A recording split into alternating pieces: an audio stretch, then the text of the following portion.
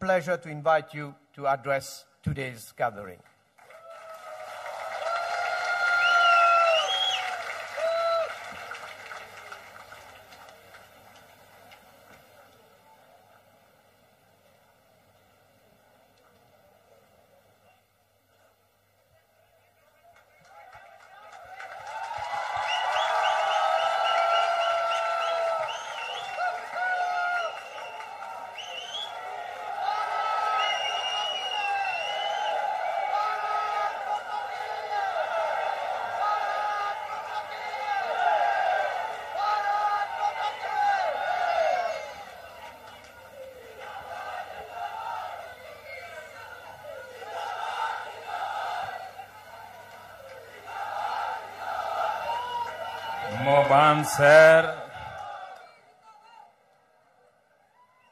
Mobanser,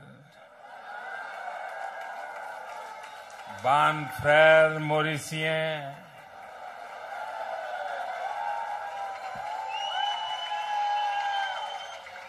qui manière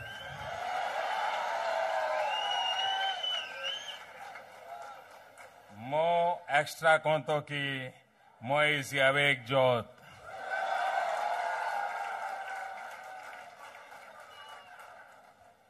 Masochi Mualaka.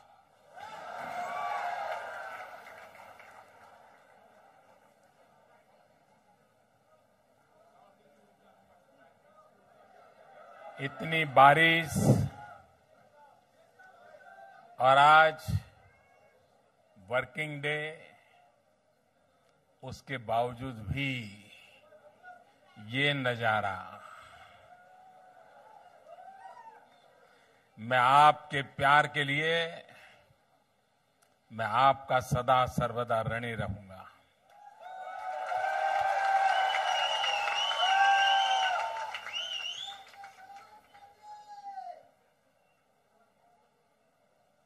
मैं इतना जरूर कह सकता हूं कि मॉरिशस ने मुझे जीत लिया है।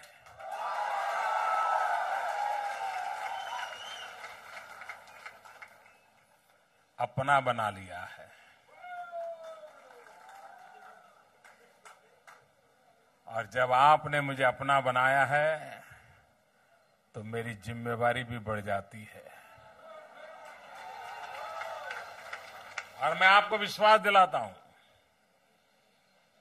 इस जिम्मेवारी को निभाने में भारत कोई कमी नहीं रखेगा।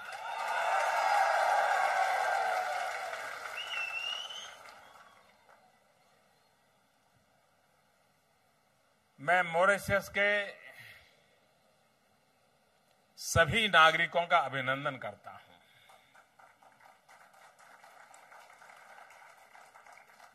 दुनिया का कोई भी व्यक्ति आज के मॉरिशस को अगर देखेगा, मॉरिशस के इतिहास को जानेगा, तो उसके मन में क्या विचार आएगा? उसके मन में यही विचार आएगा कि 100 साल पहले जो यहां मजदूर बन के आए थे, जिनको लाया गया था, उन लोगों ने इस धरती को कैसा नंदनवन बना दिया है। इस देश को कैसी नई ऊंचाइयों पर ले गए हैं। और तब मेहनत तो आपने की है, पसीना तो आपने बहाया है, कष्ट तो आपके पूर्वजों ने झेले हैं, लेकिन क्रेडिट हमारे खाते में जाती है।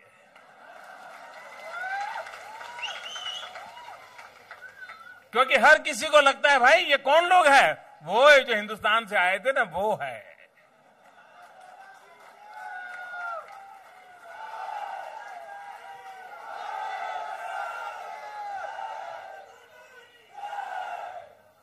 और दुनिया को हिंदुस्तान की पहचान होगी कि दुनिया के लिए जो मजदूर था,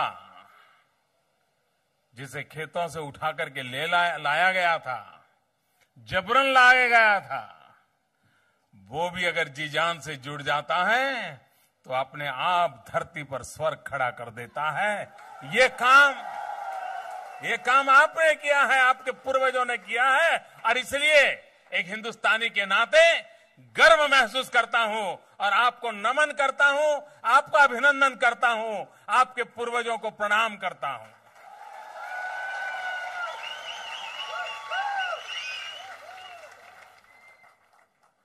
कभी कभार आम अच्छा है कि नहीं है, ये देखने के लिए सारे आम देखने नहीं पड़ते। एक आध आम देख लिया तो पता चल जाता है, हाँ भाई फसल अच्छी है। अगर दुनिया मॉरिशस को देख ले तो उसको विश्वास हो जाएगा हिंदुस्तान कैसा होगा, वहां के लोग कैसे होंगे। अगर सैंपल बढ़िया है तो गोडाउन कैसा होगा।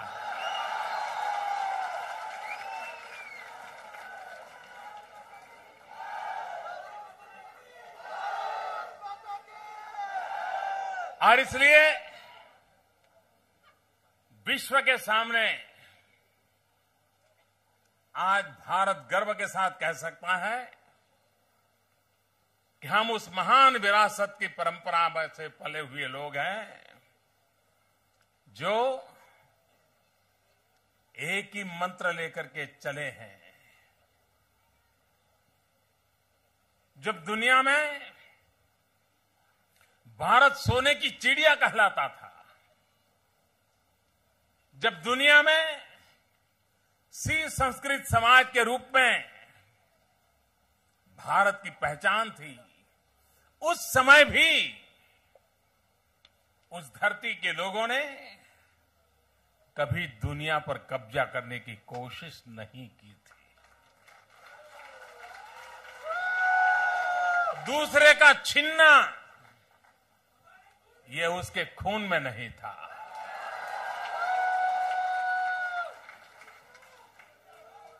एक सामान्य व्यक्ति भी वही भाषा बोलता है जो एक देश का प्रधानमंत्री बोलता है।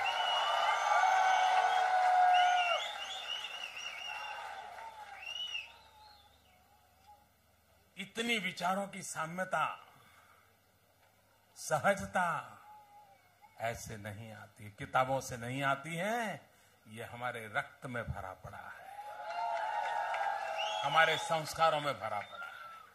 और हमारा मंत्र था वसुधैव कुटुंबकम। पूरा विश्व हमारा परिवार है। इस तत्व को लेकर के हम निकले हुए लोग हैं और इसी के कारण आज दुनिया के किसी भी कोने में भारतीय मूल का कोई व्यक्ति गया है तो उसने किसी को पराजित करने की कोशिश नहीं की है, हर किसी को जीतने का प्रयास किया है, अपना बनाने का प्रयास किया है। 2014 का साल मॉरिशस के लिए भी महत्वपूर्ण था, भारत के लिए भी महत्वपूर्ण था। भारत में बहुत सालों से मिली जुली सरकारें बना करती थी, गठबंधन की सरकार बनती थी, एक पैर उसका तो एक पैर इसका, तो एक हाथ उसका तो एक हाथ उसका। मॉरिशस का भी वही हाल था। यहां पर भी मिली जुली सरकार बना करती थी। 2014 में जो हिंदुस्तान के नागरिकों ने सोचा वही मॉरिशस के नागरिकों ने सोचा। हिंदुस्तान के नागरिकों ने 30 साल के बाद एक पूर्ण बहुमत वाली स्थिर सरकार बनाई, मॉरिशस के लोगों ने भी पूर्ण बहुमत वाली स्थिर सरकार दी।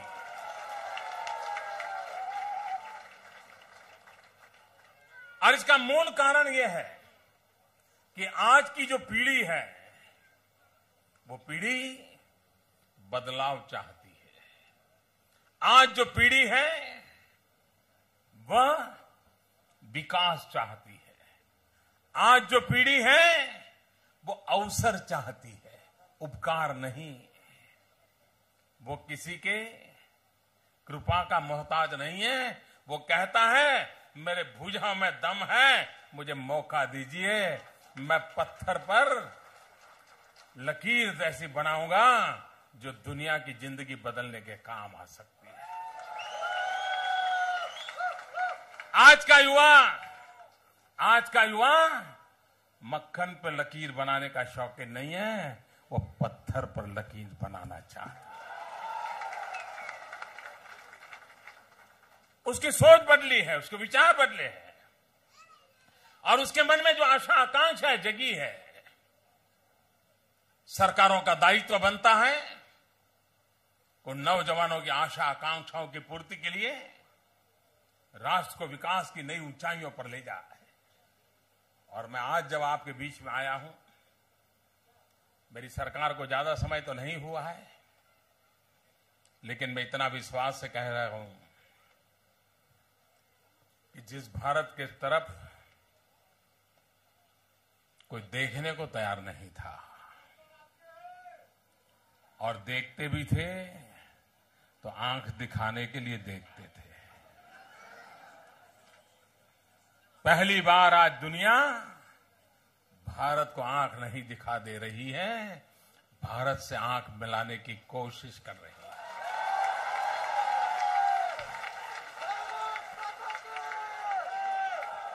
125 करोड़ का देश क्या दुनिया के भाग्य को बदलने का निमित्त नहीं बन सकता? क्या ऐसे सपने नहीं संजोने चाहिए? सर्वजन हिताय सर्वजन सुखाय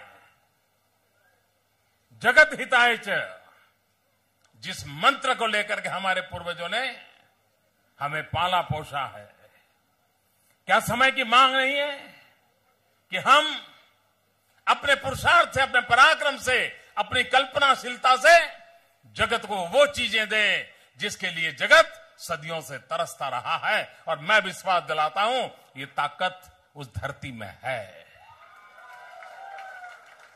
उस संस्कारों में है जो जगत को समस्याओं के समाधान के लिए रास्ता दे सकते हैं।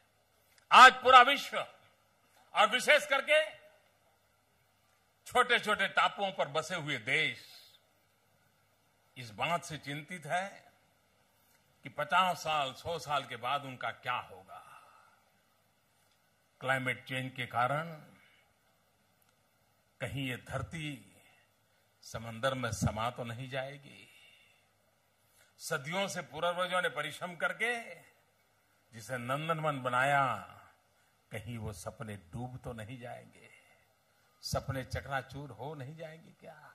सारी दुनिया ग्लोबल वार्मिंग के कारण चिंतित है और टापुओं पर रहने वाले छोटे छोटे देश, मुझे जिससे मिलना हुआ है, उनकी एक अहम चिंता रहती है कि दुनिया समझे अपने सुख के लिए हमें बलि न चढ़ा दें, ये सामान्य मानवीय सोचता है। और इसलिए कौन सा तत्व है, कौन सा मार्गदर्शन है, कौन सा नेतृत्व है जो उपभोग की इस परंपरा में से समाज को बचा करके सर्वजन हिताय सर्वजन सुखाय जीवन की प्रशस्ति के लिए आगे आए? जब ऐसे संकट आते हैं तब भारत की वो ताकत है जिस ताकत ने सदियों पहले, जब महात्मा गांधी साबरमती आश्रम में रहते थे, साबरमती नदी पानी से भरी रहती थी, लबालब पानी था। 1925-30 का कालखंड था,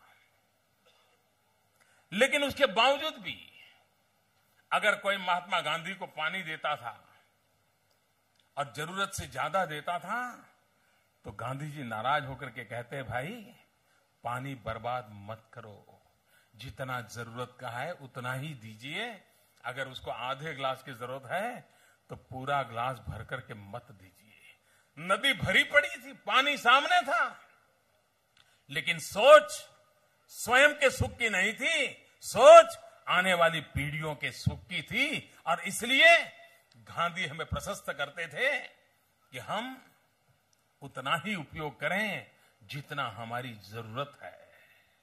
अगर दुनिया गांधी के इस छोटे से सिद्धांत को अगर मान ले कि हम जरूरत से ज्यादा उपभोग न करें, तो क्या क्लाइमेट की संकट पैदा होगा? क्या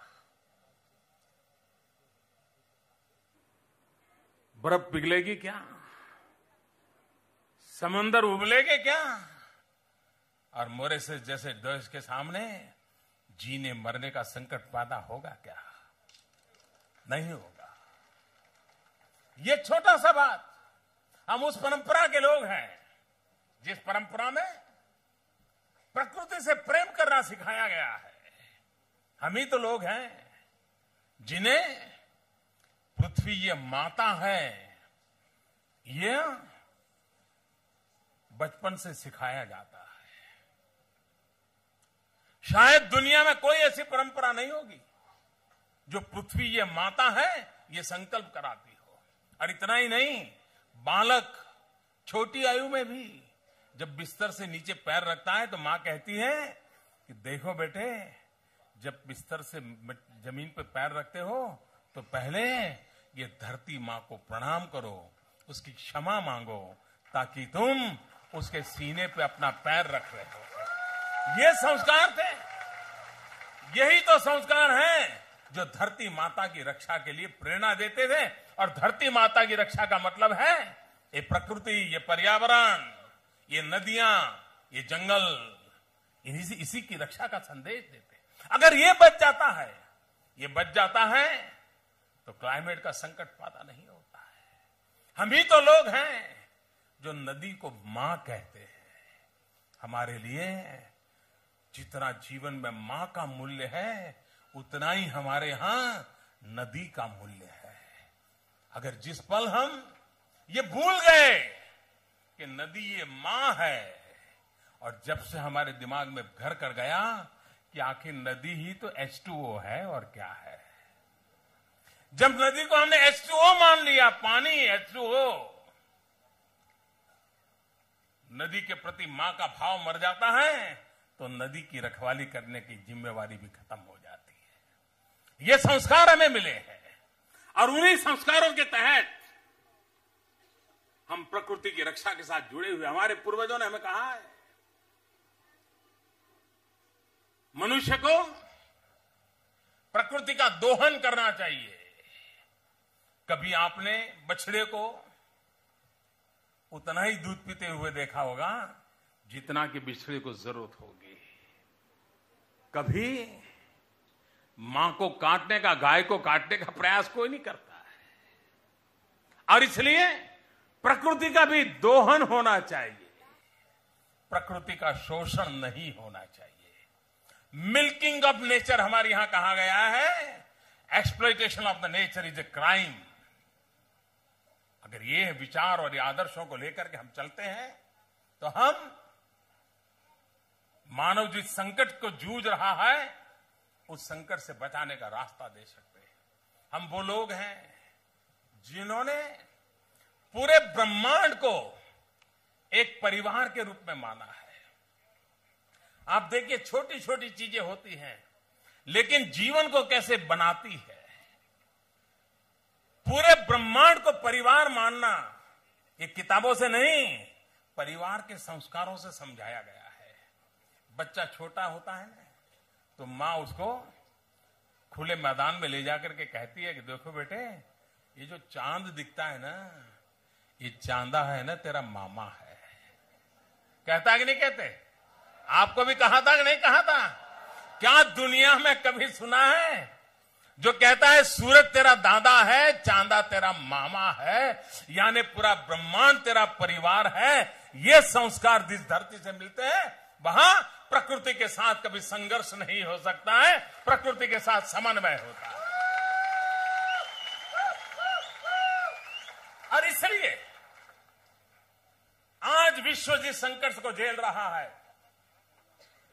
भारतीय चिंतन के आधार पर विश्व का नेतृत्व करने का समय आ गया है।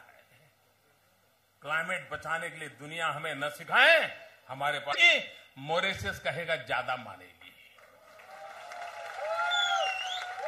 उसका कारण क्या है मालूम है? क्योंकि आप कह सकते हो भाई मैं मरने वाला हूं, मैं डूबने वाला हूं, तो उसका असर ज्यादा होता है। और इसलिए विश्व को जगाना, मैं इन दिनों कई ऐसे क्षेत्रों में गया हूं। मैं अभी फिजी गया था। मैं फिजी में गया तो वहां भी मैं अलग अलग आइलैंड के छोटे छोटे देशों से मिला था और पूरा समय उनकी यही पीड़ा थी, यही दर्द था। कोई तो हमारी सुने, कोई तो हमें बचाए, कोई तो हमारे आने वाली पीढ़ियों की रक्षा करे। और जो दूर का सोचते हैं उन्होंने आज से शुरू करना पड़ता है। भाइयों बहनों, भारत आज विश्व का सबसे युवा देश है। 65% पॉपुलेशन भारत की 35 साल से कम उम्र की है। ये मॉरिशस 1.2 मिलियन का है और हिंदुस्तान 1.2 बिलियन का है।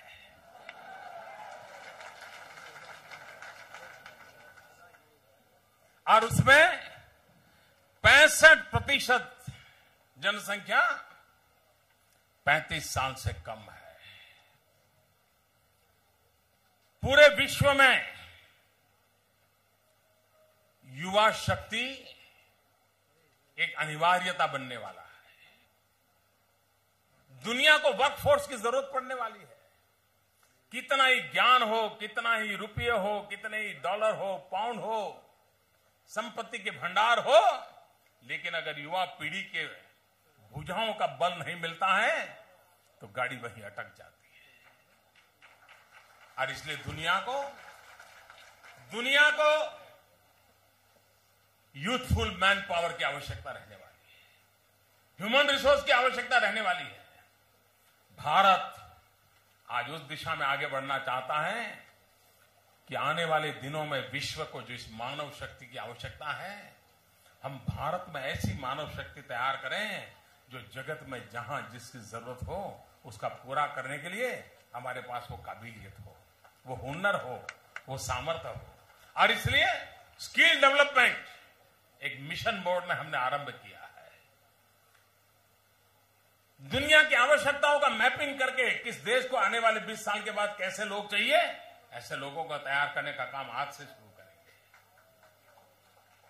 और एक बार भारत का नौजवान दुनिया में जाएगा तो सिर्फ भुजाएं लेकर के नहीं जाएगा, सिर्फ 2 बाहु लेकर के नहीं जाएगा, दिल और दिमाग लेकर के भी जाएगा।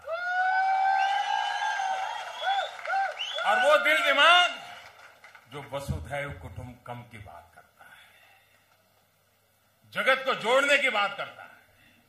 और इसलिए आने वाले दिनों में फिर एक बार युग का चक्र चलने वाला है, जिस युग के चक्र से भारत का नौजवान विश्व के बदलाव में दुनिया में फैल करके एक कैटलिक एजेंट के रूप में अपनी भूमिका का निर्वाह कर सके, ऐसी संभावनाएं पड़ी है। उस संभावनाओं को एक अवसर मान करके हिंदुस्तान आगे बढ़ना चाहता है। दुनिया में फैले हुए सभी मानवतावादी शक्तियां भारत को आशीर्वाद दें ताकि इस विचार के लोग, इस मनोभूमिका के लोग विश्व में पहुंचे, विश्व में फैले और विश्व कल्याण के मार्ग में अपनी अपनी भूमिका अदा करें। ये जमाना डिजिटल वर्ल्ड है, हर किसी के हाथ में मोबाइल है, हर कोई सेल्फी ले रहा है। सेल्फी लिया न ले, मेरे तो बहुत धक्के मारता है मुझे। जगत बदल चुका है। सेल्फी लेता है, पल भर के अंदर अपने साथियों को पहुंचा देता है, देखो अभी अभी मोदी जी से मिलके आ गया।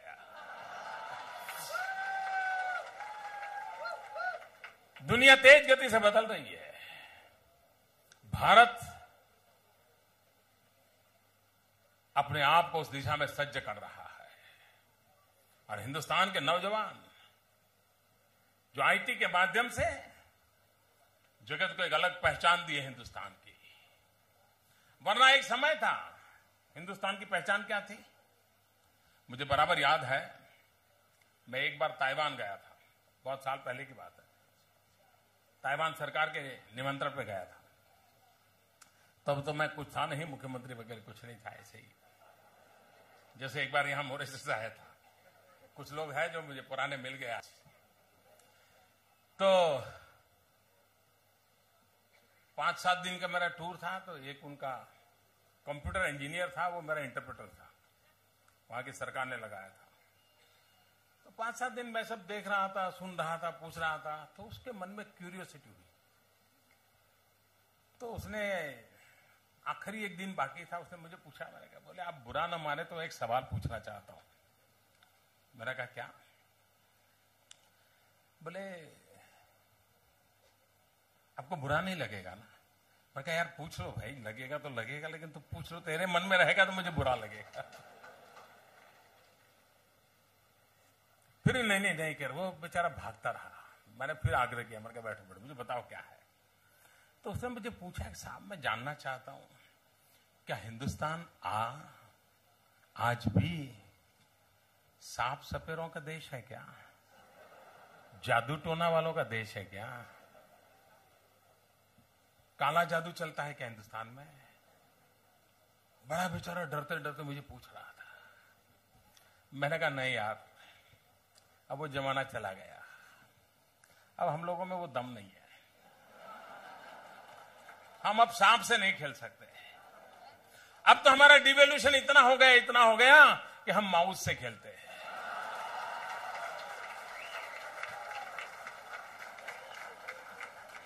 और हिंदुस्तान के नौजवान का माउस आज कंप्यूटर की क्लिक कर करके दुनिया को डुला देता है जी। ये ताकत है, ये ताकत है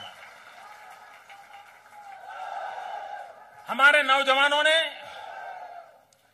नौजवानों ने कंप्यूटर पर करामत करके विश्व में हमारी एक अलग पहचान बनाई है।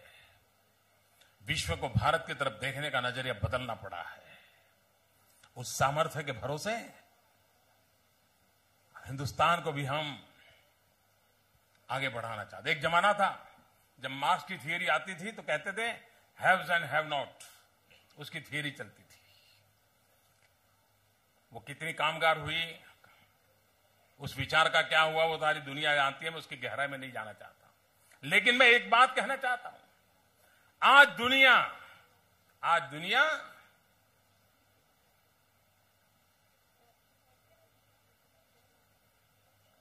डिजिटल कनेक्टिविटी से जो वंचित है और जो डिजिटल वर्ल्ड से जुड़े हुए हैं,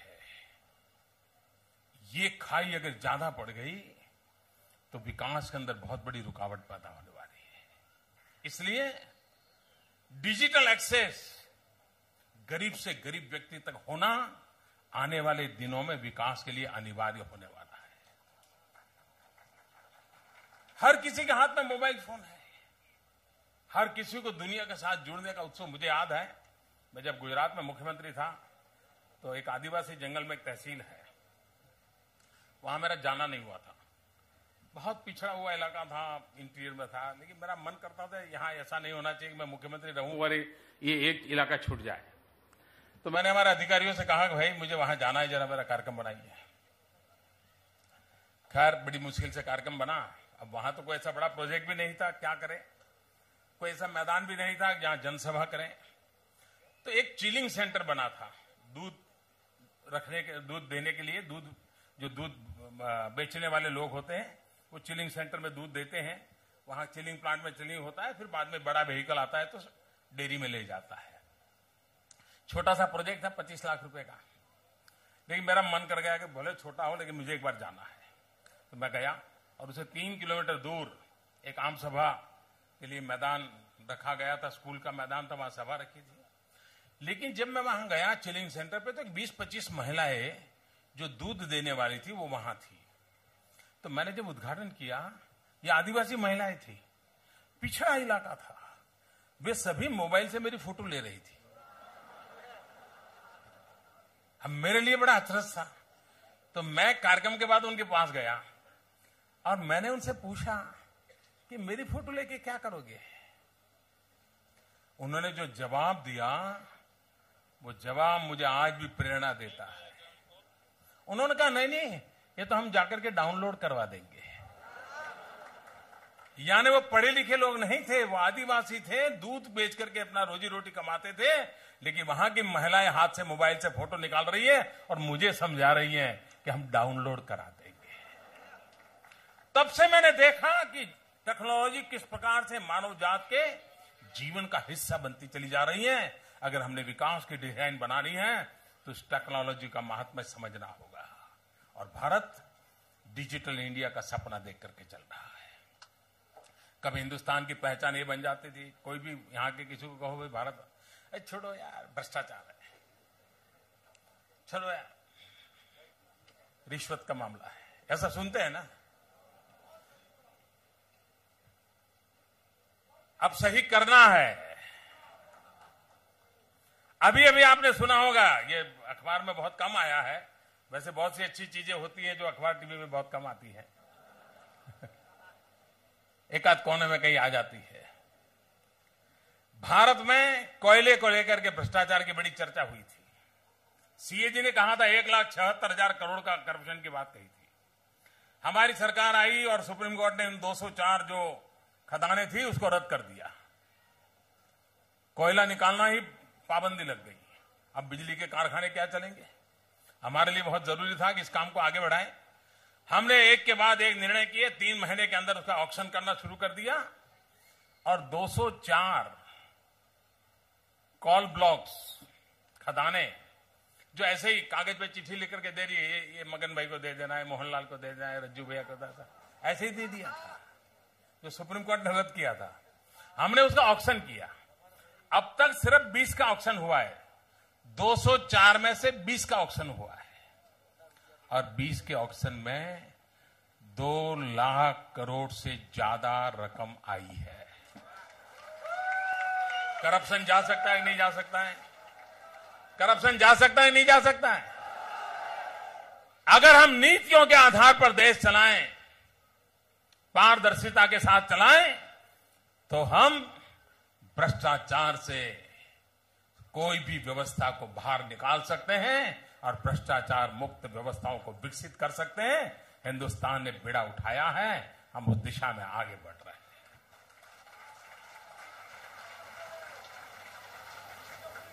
भारत विकास की नई ऊंचाइयों पर जा रहा है। भारत ने एक सपना देखा है, मेक इन इंडिया। हम दुनिया को कह रहे हैं, आइए हिंदुस्तान में पूंजी लगाइए, हिंदुस्तान में मैन्युफैक्चरिंग कीजिए। भारत में आपको लो कॉस्ट मैन्युफैक्चरिंग होगा, स्किल मैन पावर मिलेगा, जीरो मेंटेनेंस लॉस का माहौल मिलेगा, रेड टेप की जगह पर रेड कारपेट मिलेगा। आइए आप अपना नसीब आजमाइए। और मैं देख रहा हूं आज दुनिया का भारत में बहुत रुचि लगने लगी। दुनिया के सारे देश, उनको लगता है हाँ भारत एक जगह है जहां हम पूंजी निवेश कर सकते हैं, वहां मैन्युफैक्चरिंग करेंगे और दुनिया के अंदर एक्सपोर्ट करेंगे। बहुत बड़ी संभावनाएं के साथ देश विकास की नई ऊंचाइयों को पार कर रहा है।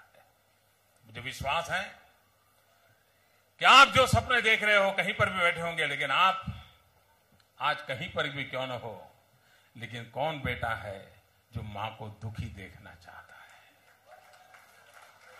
सदियों पहले भले वो देश छोड़ा हो, लेकिन फिर भी आपके मन में रहता होगा कि भारत मेरी मां है, मेरी मां कभी दुखी नहीं होनी चाहिए। ये आप भी चाहते होंगे।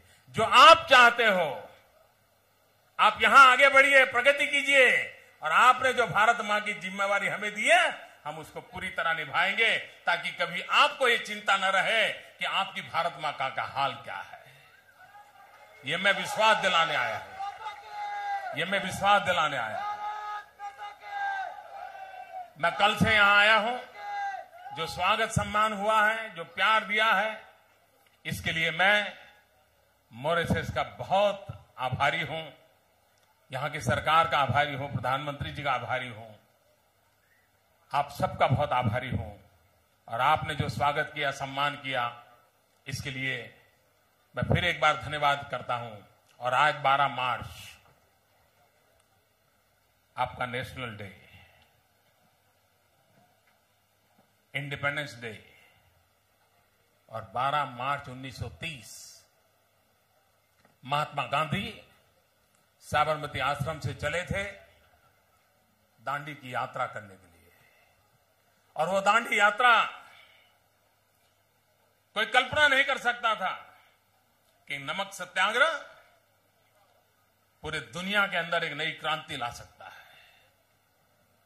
जिस 12 मार्च को दांडी यात्रा का प्रारंभ हुआ था, उसी 12 मार्च को महात्मा गांधी से जुड़े हुए पर्व से मॉरिशस की आजादी का पर्व है